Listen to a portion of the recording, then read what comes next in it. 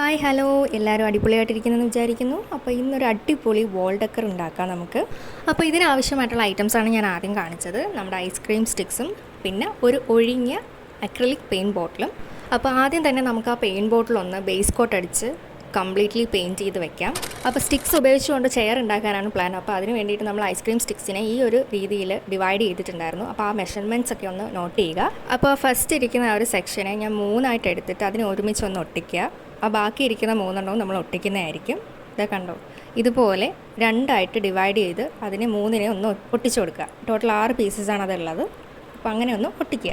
ഫെവിക്കോളൊക്കെ വെച്ച് ഒട്ടിക്കാവുന്നതേ ഉള്ളൂ. പക്ഷേ ഫെവിക്കോൾ ആണെങ്കിൽ ടൈം എടുക്കും. ഗ്ലൂ ഗണ്ണൊക്കെ ഉണ്ടായിരുന്നാൽ അത്രയും നല്ലത്, പെട്ടെന്ന് ഒട്ടിക്കിട്ടും.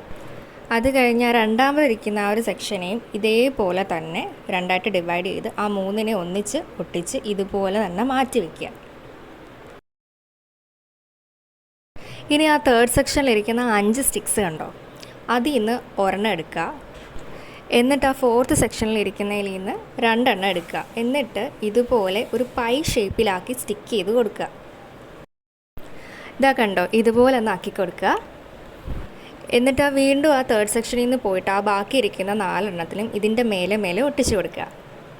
കാര്യം സിമ്പിളാണ്, ശ്രദ്ധിച്ച് കേട്ട് കഴിഞ്ഞാൽ നിങ്ങൾക്ക് ചെയ്യാൻ പറ്റുന്നതേ ഉള്ളൂ. നിങ്ങൾക്ക് വേണമെന്നുണ്ടെങ്കിൽ ഇതിനൊക്കെ ഒരു പെയിൻ്റ് ഒക്കെ അടിച്ചു കൊടുക്കാം. ഞാനിവിടെ അതൊന്നും യൂസ് ചെയ്തിട്ടില്ല. പ്ലെയിനായിട്ട് ഇതിൻ്റെ ആ ഒരു ടെക്സ്ചറും കളറും ഒക്കെ എനിക്ക് ഓക്കെ ആയിരുന്നു. അതുകൊണ്ട് ഞാൻ ഇങ്ങനെ തന്നെയാണ് ഫുള്ള് ചെയ്തിട്ടുള്ളത്. പെയിൻറ്റ് അടിക്കാൻ ഇഷ്ടമുള്ളവർ പെയിൻ്റ് അടിച്ച് കംഫർട്ടാക്കാം. ഓക്കെ, അപ്പം ഇനി അടുത്തതെന്ന് വെച്ച് കഴിഞ്ഞാൽ ഇതിൽ ബാക്കി ഇരിക്കുന്ന ആ ഐസ്ക്രീമിൻ്റെ ഫുൾ സ്റ്റിക്ക് ഉണ്ടല്ലോ, അപ്പോൾ അത് എടുത്തിട്ട് ഇതുപോലെ സ്പ്ലിറ്റാക്കി 3 ഒന്നിച്ച് ബാക്കി 3 ഒന്നിച്ച് സ്റ്റിക്ക് ചെയ്ത് കൊടുക്കുക. ഇനി അടുത്ത സ്റ്റെപ്പ് എന്ന് പറയുന്നത്, നമ്മൾ പൈ വെച്ചിട്ടൊരു ബേസ് ലെയർ കെട്ടിയായിരുന്നല്ലോ, അപ്പോൾ അതിന് താഴേക്ക് ചെയറാണല്ലോ, അപ്പം ചെയറിന് കാല് വേണമല്ലോ. അപ്പോൾ ആ കാല് ഒന്ന് സ്റ്റിക്ക് ചെയ്ത് കൊടുക്കുക. നേരത്തെ ഒട്ടിച്ച ആ ഒരു സ്റ്റിക്ക് പോർഷൻ വെച്ചിട്ട്. ഇവിടെ ഞാൻ ഉദ്ദേശിക്കുന്നതെന്ന് വെച്ച് കഴിഞ്ഞാൽ ഒരു കൈ കൊണ്ട് തന്നെ ആ 2 സ്റ്റിക്ക് കൂടെ ആ കാലിന് ഭാഗത്തേക്ക് വെക്കാൻ വേണ്ടിയിട്ടാണ് കാണിച്ചുകൊണ്ടിരിക്കുന്നത്. പക്ഷേ എനിക്ക് പറ്റിയില്ല. അതുകൊണ്ട് ഞാൻ പിന്നെ ഒട്ടിച്ച് വെച്ചിട്ട് കാണിക്കാമെന്ന് വിചാരിച്ചു. അപ്പോൾ ഇതാണ് നമ്മൾ ഉദ്ദേശിച്ചത്. പിന്നെ നമ്മൾ ആ ഒരു ഫുൾ സൈസ് ഐസ്ക്രീം സ്റ്റിക്കിൻ്റെ ആ ഒരു ലെവലൊക്കെ ഒന്ന് അഡ്ജസ്റ്റ് ചെയ്ത് നോക്കുക. ഇത് എത്രത്തോളം വേണ്ടി വരും, എവിടെ വെച്ചിട്ടായിരിക്കും പശ തേക്കേണ്ടി വരിക, അങ്ങനെയൊക്കെയുള്ളതൊന്ന് നോക്കുക.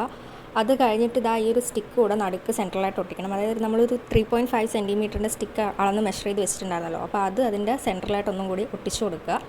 അത് ഒട്ടിച്ചതിന് ശേഷം ബാക്ക് സൈഡിൽ ഫുൾ സ്റ്റിക്ക് ഒട്ടിക്കാവുന്നതാണ്. അതായിരിക്കും കുറച്ചുകൂടി ഈസി. അതാണ് ഞാനിപ്പോൾ അങ്ങനെ ചെയ്തത്. ആക്ച്വലി ചെയർ ഉണ്ടാക്കാൻ മാത്രമായിരുന്നു എൻ്റെ ആദ്യത്തെ പ്ലാൻ. പക്ഷേ വെറും ചെയറായിട്ട് എങ്ങനെ പ്രസൻറ്റ് ചെയ്യും? അപ്പം അതിന് വേണ്ടിയിട്ട് എനിക്കായിട്ട് തോന്നിയൊരു ഐഡിയ ആണ്, ഒരു വോൾ ഡെക്കർ പോലെ ആക്കിയാലോ.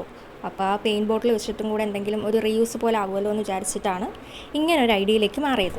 ഇനി ലാസ്റ്റായിട്ട് അവശേഷിക്കുന്ന ആ 2 സ്റ്റിക്ക് മാത്രമായിരുന്നു. അത് നമ്മുടെ ആ സെൻറ്ററിലേക്കൊന്ന് ഇതുപോലെ ഒന്ന് സ്റ്റിക്ക് ചെയ്ത് കൊടുക്കുക. അങ്ങനെ നമ്മുടെ അടിപൊളി ചെയർ സെറ്റായിട്ടുണ്ട്. ഇനി എന്താ ബാക്കിയുള്ളത്? ഇനി ആ പെയിൻറ്റ് ബോട്ടിൽ ഉപയോഗിച്ചുകൊണ്ട് ഒരു ഡെക്കോറാണ് ഉദ്ദേശിക്കുന്നത്. അപ്പം നമ്മൾ ബേസ് കോട്ട് ചെയ്ത് വെച്ചിരുന്നതിൻ്റെ പുറത്തുകൂടി ഞാനൊന്ന് പേസ്റ്റൽ ഷെയ്ഡ്സൊക്കെ ഒന്ന് പെയിൻറ്റ് ചെയ്ത് കൊടുക്കുന്നുണ്ട്. ഞാൻ 2 ചെയ്യാനാണ് പ്ലാൻ ഇട്ടത്. അപ്പോൾ ഈ 2 കളേഴ്സാണ് ഞാൻ പ്രിഫർ ചെയ്തിട്ടുണ്ടായിരുന്നത്. അപ്പോൾ അത് വെച്ചിട്ട് രണ്ടാമത്തേൽ ഞാനൊന്ന് പെയിൻറ്റ് ചെയ്ത് കൊടുക്കുന്നുണ്ട്. പിന്നെ ഈ ചെയറിന് പെയിൻറ്റ് അടിക്കണോ വേണ്ടയോ എന്നുള്ള അഭിപ്രായം നിങ്ങൾക്ക് കമൻറ്റ് സെക്ഷനിലൂടെ പറയാവുന്നതാണ്. പെയിൻറ്റ് അടിച്ചാൽ കുറച്ചുകൂടി അടിപൊളിയായിരിക്കുമെന്നോ അല്ലെങ്കിൽ ഇത് തന്നെയാണ് നല്ലതെന്നോ എന്ത് വേണേ നിങ്ങൾക്ക് നിങ്ങളുടെ ഇഷ്ടം നിങ്ങൾക്ക് അറിയിക്കാവുന്നതാണ്. പിന്നെ ആക്ച്വലി എനിക്ക് ചെടി സംഭവങ്ങളില്ലായിരുന്നു. പിന്നെ പണ്ടത്തെ ഏതോ ഒരു ഷെല്ലിനകത്ത് വെച്ചിരുന്ന ഒരു പ്ലാസ്റ്റിക് ചെടിയാണ്. അത് ഞാൻ കട്ട് ചെയ്തിട്ട് ഇതിൻ്റെ മേലോട്ട് വെച്ച് അപ്പം ഇങ്ങനെ നോക്കിയപ്പോഴാണ് എന്തോ ഒരു കുറവ്, വീണ്ടും അങ്ങോട്ട് സാറ്റിസ്ഫൈഡ് ആവുന്നില്ല. പിന്നെ ആലോചിച്ചപ്പോഴാണ് മനസ്സിലായത്, ഈ ഒരു പെയിൻറ്റ് കൂടെ കൊടുക്കാം, ഒരു ഫ്ലവറും കൂടെ, ഒരു വൈറ്റ് ഫ്ലവർ കൂടെ ആഡ് ചെയ്ത് കൊടുക്കാമെന്ന് വിചാരിച്ചു. അങ്ങനെ അതുകൂടെ ചെയ്തപ്പോഴത്തേക്കും സംഭവം കളറായി മോനെ, അങ്ങനത്തെ ഒരു വൈബായി.